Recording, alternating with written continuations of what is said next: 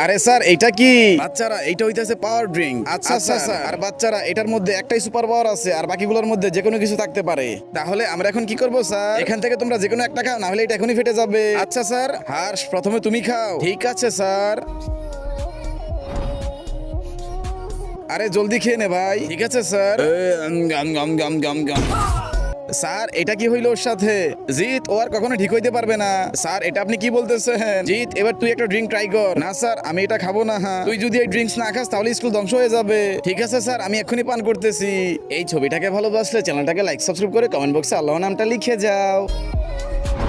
ইস যদি এটা তো সুপার পাওয়ার থাকে। বিসমিল্লাহ। আরে জিৎ তুই ঠিক আছিস তো? হ্যাঁ স্যার আমি ঠিক আছি, কিন্তু কিছু অদ্ভুত লাগতেছে। আচ্ছা তাহলে তোর মধ্যে মনে হয় সুপার পাওয়ার চলে এসেছে, একবার পাওয়ার ট্রাই কর। ঠিক আছে স্যার। ওই জিতের বাচ্চা তুই এইটা কি করলি?